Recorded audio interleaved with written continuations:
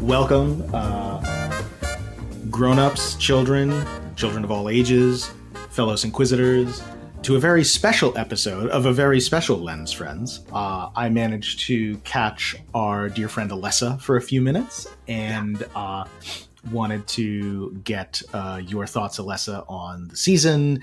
And in particular, one thing that did come up as we were talking amongst ourselves a lot, because we talk a lot, was how striking the Total Recall episode was, and for what you put into it, right, when you were writing that script.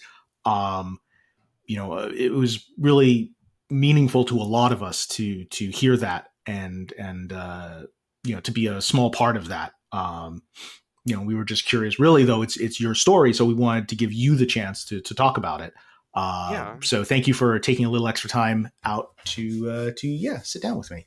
Of course. Also, I assume you're sitting, right? You're sitting? Sitting? No. In my booth. For all of the episodes, I've always been standing. Really? You stand when recording? Absolutely, all the time. Wow. I'm not making that up. That's not a joke. No. So you as a actual professional voice actor, is that a pretty common thing amongst voice actors to stand? Yeah. Because if you're sitting down, it changes the sound in a way. There's different pressures on your lungs. If you're, it's a lot of it has to do with opening up your body so you can give the maximum performance. It's very, very much, very much making sure that I'm delivering the best possible everything. I mean, between things, I might sit down a little bit, but when everything's rolling, then I'll be up and about and everywhere. I should have assumed, because it's the same way when I'm singing. So it's very hard to sing sitting. Yeah. But okay. So why don't I just dive right in with Total Recall and just get your thoughts on that. So first of all, what was it that triggered the idea in the first place to use the Total Recall script the way that you did? Where did that come from? So a big thing about Total Recall is very much that ambiguity of truth. A lot of discovery and kind of confronting things that you usually take for granted, I think, was a really big thing. And granted, now that I say that out loud, part of me is well, there's a lot of crossover between that and then pretty run-of-the-mill conspiracy movie that is just question everything fucking and it's because but that could be a whole fucking episode of its own of just speaking of the Matrix. I am the worst trans girl ever. I have never seen the Matrix. Huh. Yeah. Huh. That's funny. Because they may have talked a little bit about their own experiences, the sisters Wachowski in that movie series. Absolutely. I mean, I think we even if I remember correctly, I think we even tried to do a different movie for because around the time I was only using my name in select circles and slowly moving that out. And I think around that time I was like, hey guys, I go by this now kind of, but also the old name, but also this, but also that. There was a period where I was literally using both names. And I do remember, yeah. Yeah, I really didn't care either way. And that changed after a while. But the point being is around then we were figuring out okay, so we need to figure out how to make this work. And I was very much immediately hopping in on the what is it? The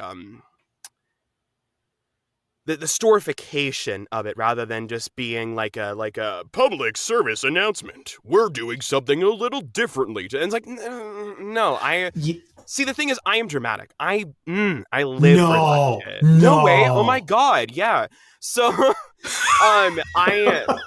I thrive through telling stories about this kind of thing because I really, to my core, do not like, no offense, how boomers and Gen X tend to treat this thing like someone fucking died.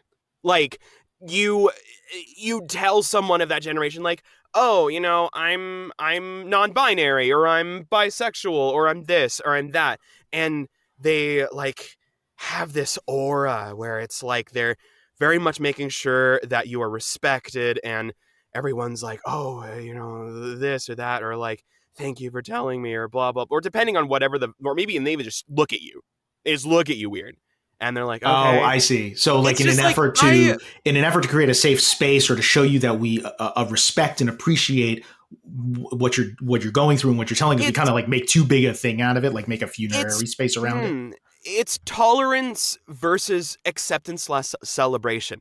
Tolerance is very, very different because it's like, Yeah. you exist here.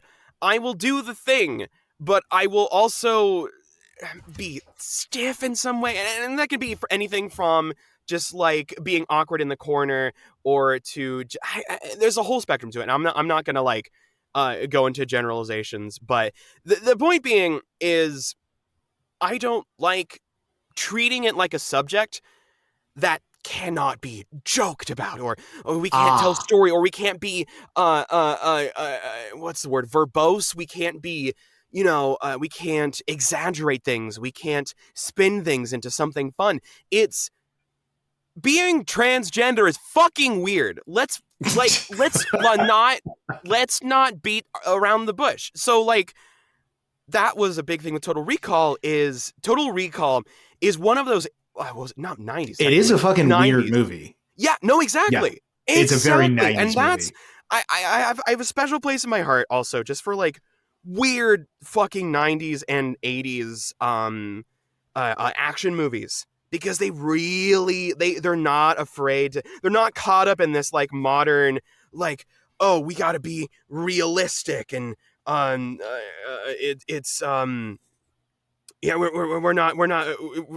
very much, we know our tone, we know we want to be absolutely just all the way with it, because we're here to have fun rather than whatever. I mean, there's something to be said about military propaganda and action movies nowadays and blah blah blah, but nowadays, have you met a Rambo? But I know what you mean, though. Okay, that's fair. Huh? Yeah, but I know what you mean. Yeah, there's a lot of like rah jackbooted thuggery, like in military movies these days. Or action movies. I mean, in action movies in the 90s and 80s are very much just like, they know that this shit is big, loud, and in this particular case exaggerated, and it just makes it fun. And again, that's another thing, is just like, again, so much about this journey is brutal, and I want to have fun with it. I'm not here to be like, again, kind of going back to that solemnness. I'm not here. I don't exist to like to bring down the mood of a room when I walk in. I'm here to have a fucking good time. You know what I mean? Absolutely. That was a big part of it, I think. And there, again, kind of going back to the themes of like uncovering something about yourself. I mean, for fuck's sake, what was it? Doug Quaid wasn't even his fucking name.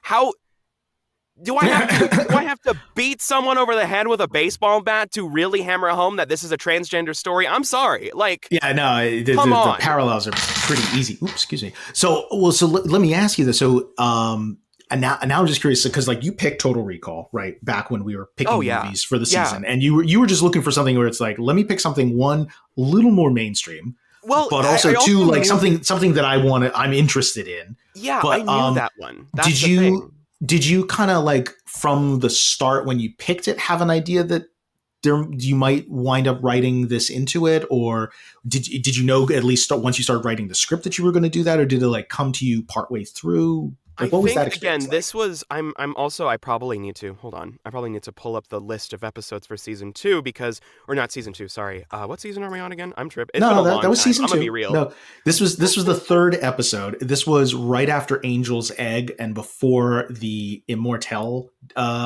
fiasco, which we switched to How to Get Ahead in Advertising. Yeah.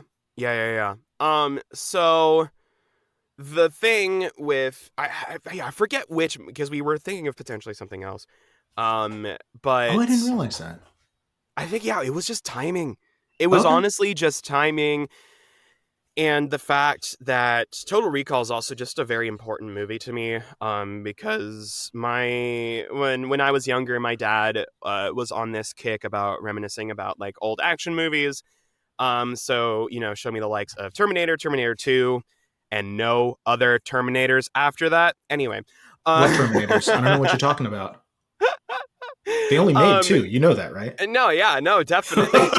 and maybe a Netflix cartoon now. We don't know. Maybe if it's good, they made I've a heard that one's Netflix good. cartoon. I've heard only good things. Oh, good. So Okay. yeah. Anyway, Um, yeah. So yeah, that was and yeah, we kind of settled on that because again, like the stories and a lot of the themes lined up.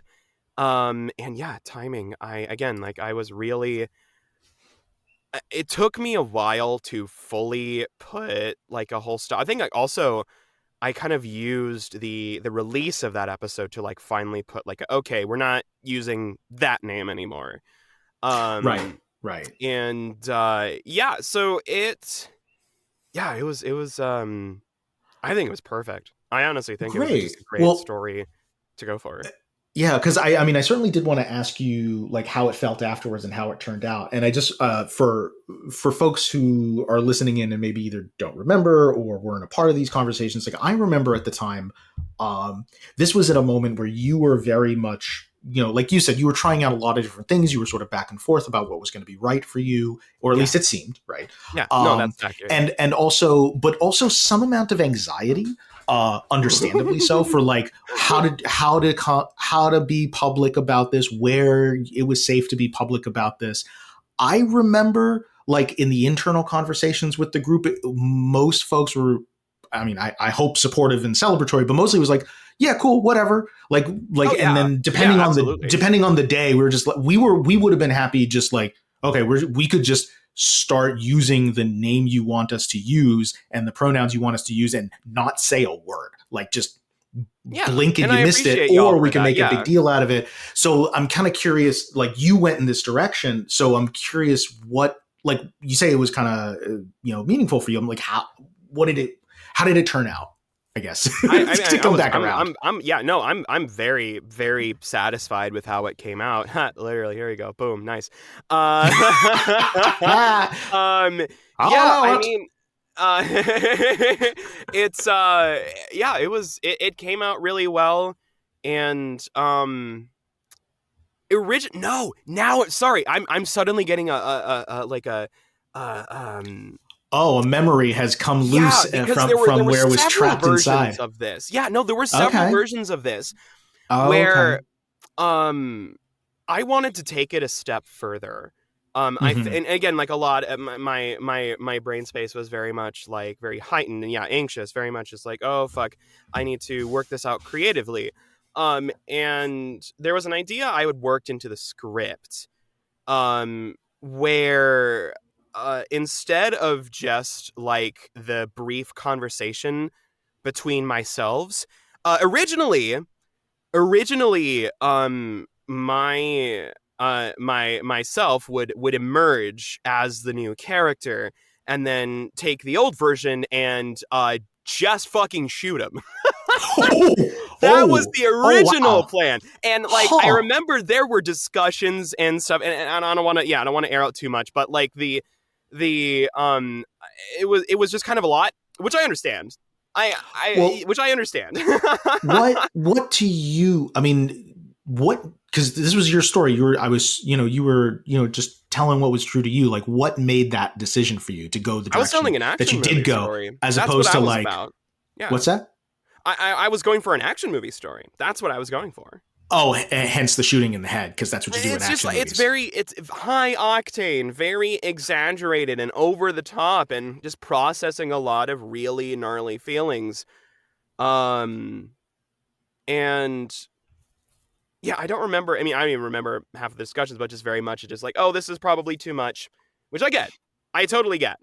And yeah, maybe that's a story for another time, but that was the original plan.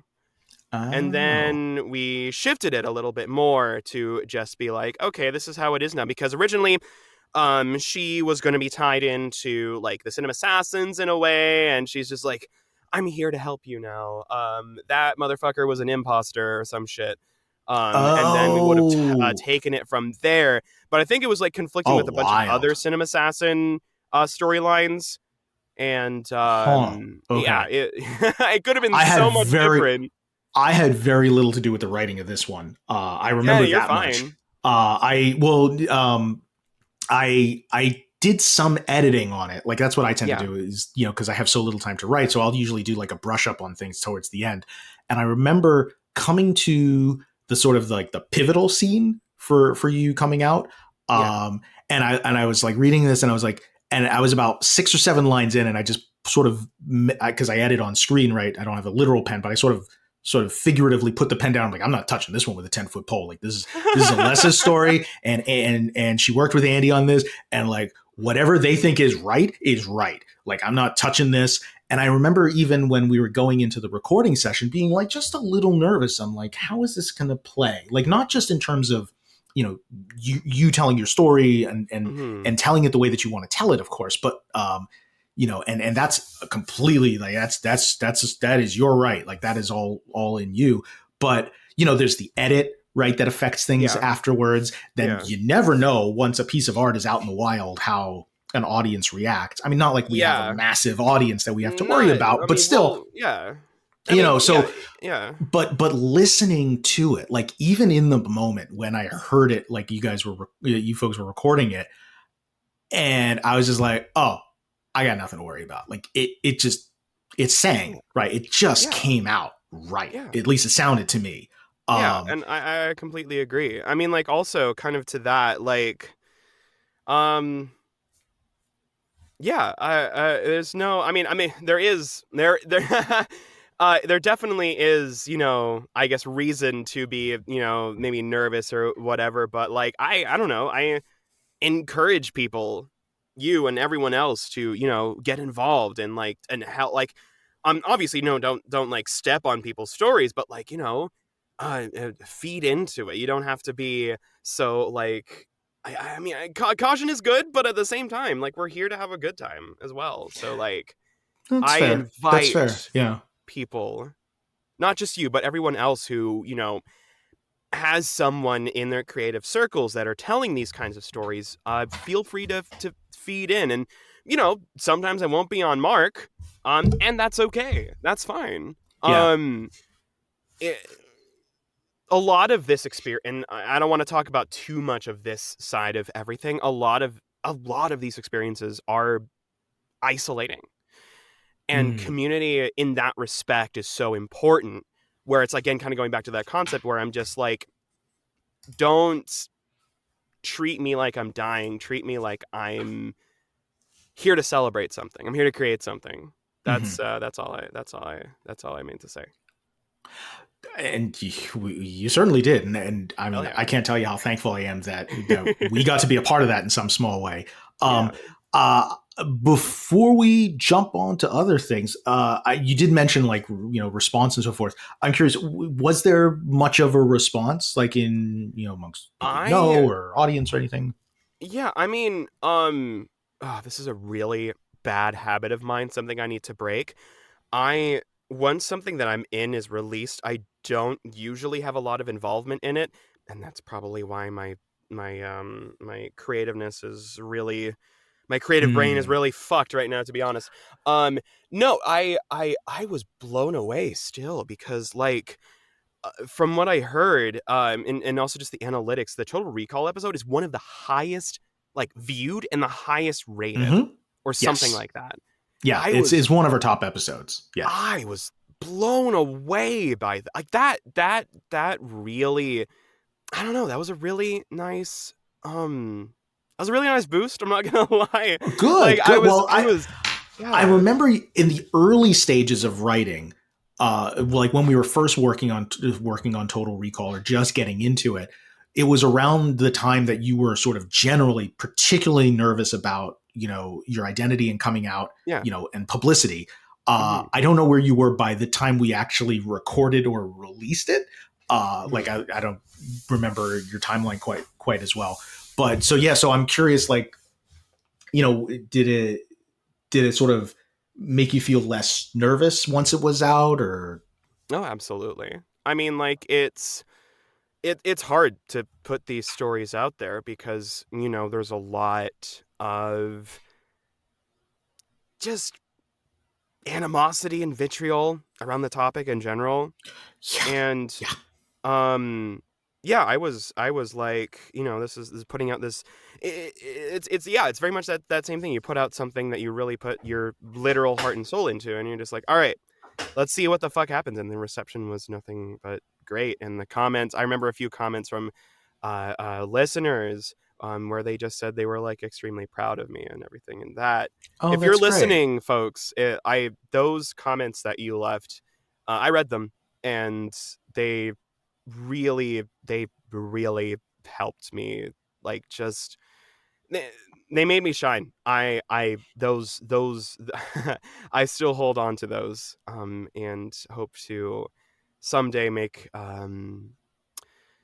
get myself to a point where I can get back to the podcast, because it has been a while. But Yeah, well, I I mean, yeah you've been busy. You've got you had the move, you have the whole career thing going on. yeah Speaking of which, what do you have going on? Yeah, so I don't know if I don't think I mentioned it on the podcast per se, but I'm a professional game master. I run. I don't really, honestly, at this point, I'm kind of I've pivoting away mentioned it a from few times to try to throw you some business, and then you get this. Is all true. embarrassed about it. I'm going to keep doing that, by I the have way. to be humble. I have to be No, you humble. Listen. don't. Well, but yeah, I don't really run 5e Dungeons and Dragons 5e, but I Good for run you. things. Listen, we can make a whole podcast episode No, that's a about separate Dungeons and podcast. Dragons and just the world of TTRPG in general. But I run things that are very similar to Dungeons and Dragons, that use different what are called game systems, that do different things really differently. I like to run a game called Star Trek Adventures. That's one I have open. I've got a table, at least as of this recording, I have a table open for a Star Trek Picard era game.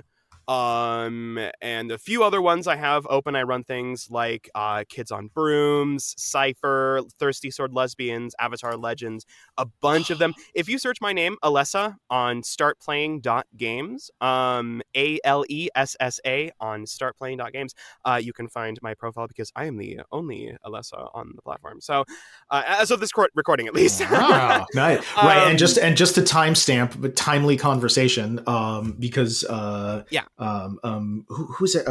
Eddie Izzard, right? Just let everyone know that we should be including the name Susie when we talk about them. Um, Mhm. so just to put a timestamp on people, that happened this weekend. Uh, Got you. right, the No grand worries. dam of gender identity, right there. Um, Oy, um, oy.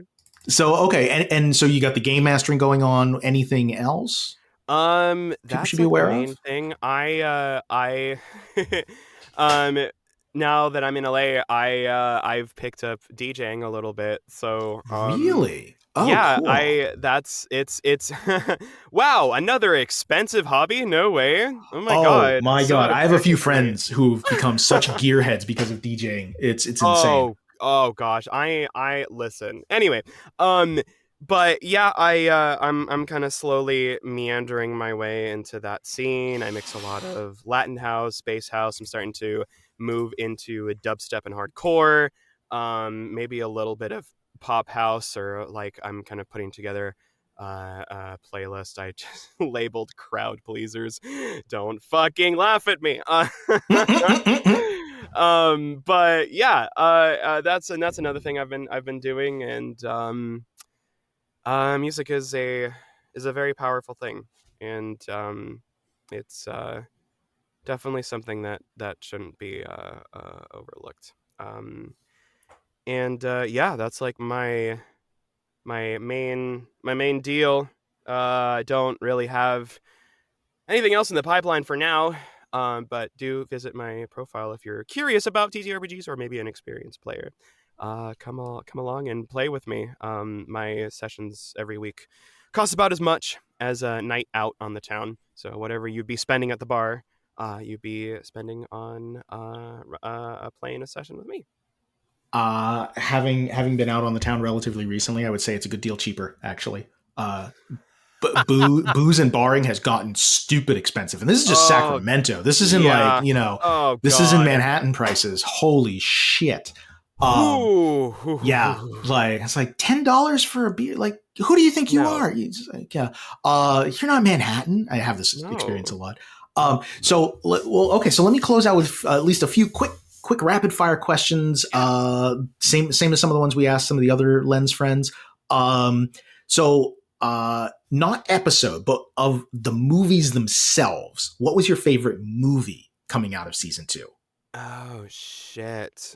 And it's okay if it was Total Recall still, but I mean, no, definitely. Total Recall, absolutely. Um I think it's I don't like favorites per se. But let's do see. it. Dogma, was that season 2? I think that was season 2, Yeah, right? yeah. Dogma was season Dogma was 2. great. Dogma was that movie was unfucking hinged. I'm gonna be real. And I never really had much experience with Kevin Smith, so it was really cool. Oh Um boy. yeah, Yeah. so that was kind of gnarly. I do really enjoy I really enjoyed George Carlin of all people playing a fucking clergyman. I think that's amazing. I think that was fucking Yeah. incredible. He Um wrote Kevin Smith wrote that role specifically for him. oh, that's wonderful. Yeah, Oh my right. God. So blasphemous. Oh yeah. Yeah, How to Get Ahead in Advertising freaked me out way too much. I'm gonna be honest, Yeah. that was like, what the fuck Did is this? Now did you watch Immortel, the one that it replaced? Yes, yes, I did. So it It's could have kind been of a worse. oh god, it was a rough watch. I'm not gonna lie. Um, Angel's Egg was also. I feel like that one was too weird to really put that in the favorites category. I feel like Okay. something has to have a plot to be considered for. You shut your whore mouth. Oh my But god, okay, but you no! didn't hate it. I'll take that. No, Because no, I it think a was lot of people fine. really came away hating that movie. I was Oh, like, I but mean, guys, it's art. And they're like, fuck you and your art. yeah, yeah. I mean, Ice Pirates also too was really, really great. I thought. Really? Oh, I hated that one by the end of it. Really, I feel like Oh, Ice Pirates was the perfect blend between Star Wars and Spaceballs, and I do not know how to elaborate on that. no, that is about the best you're going to do at a pitch, unless you just want to tag on Pimpbot. Oh God. Yeah, yeah. Yeah, That travesty happened. gross. Okay, so okay, if you couldn't be in a secret society / cult studying weird movies, what would the topic of your obsession be in a different secret society? In a different secret society. Yeah, Ooh, that is a good one. I really like that. Studying a different subject. Something to do with cosmology, I think. yeah. Exploring other dimensions. Oh no, oh fuck. I just described Star Trek. God damn it. We're Well, gallivanting around the stars, visiting fucking planets and shit. I have nothing wrong with that. I mean, Okay. different dimensions and different planets aren't exactly the same. Yeah. I Uh, guess. Something I mean, do you something all to have to that wear the effect. same jumpsuit to do it, or Yeah, well then, obviously. yeah, that's Star Trek then. We have to have the standard issue jumpsuit That's that true. That's true. vaguely looks like uniforms from a different era, but we're not going to talk about that. Yeah. So okay, at least who is actually in charge of the group? I know we all say there's no leaders, but who is actually in charge of the Ethan. group, and why are you so glad it's you? What the fuck? Wait, That's the question. I was going to subvert and say, "Oh no, it's Ethan." And I'm No, no, like, no. Actually, a lot of people did kind of say that, but no. The question specifically that we tried to ask each other is specifically, and why are you so glad it's you? why am I so glad it's me? Because now I'm canonically, at least, I'm watching from space Yes, and leading revolutions. Absolutely. Just watching from the sidelines, being a bit of I don't know if we have any Half-Life players here, but like just watching like the G-Man from the sidelines. Oh my God, there's a cut. Deep cut. Yeah, no, Andy, of course, was very happy to talk about why he's in charge. And oh yeah, no, I'm sure. Yeah, he was. So okay, what is Cinemania not?